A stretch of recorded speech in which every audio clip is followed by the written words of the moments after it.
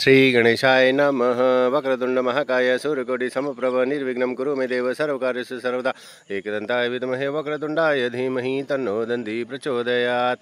ओम श्री महागणपते नमः। ओम श्री महागणपते नमः। ओम श्री महागणपते नमः।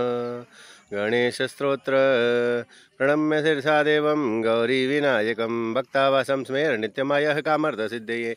प्रथमं वक्रतुण्डं च एकदन्तं द्वितीयकं तृतीयं कृष्णपिङ्गाक्षं गजवक्त्रं चतुर्थकं लम्बोदरं पंचम च षष्ठं विकटमेव च सप्तमं विघ्नराजेन्द्रं धूम्रवर्णं तथाष्टमं नवमं बालचन्द्रं च दशमं तु विनायकम् एकादशं गणपतिं द्वादशं तु गजानन द्वादशैतानि नामानि इति सन्नयं पठन्नरः न च विभ्रुवं तस्य सर्वसिद्धिकरं प्रभो। विद्यार्थी लभते विद्यां धनार्थी लभते धनं पुत्रार्थी लभते पुत्रान् मोक्षार्थी लभते गतिं जपेन्द्रपति स्तोत्रं शनिवर्मास्य फलं लभते संवत्सरेण सिद्धिं च लभते नात्र संशयः अष्टभ्यो ब्राह्मणेभ्यश्च लिखितो फलं लभते तस्य विद्या भवेत् सर्वगणेशस्य प्रसादतः।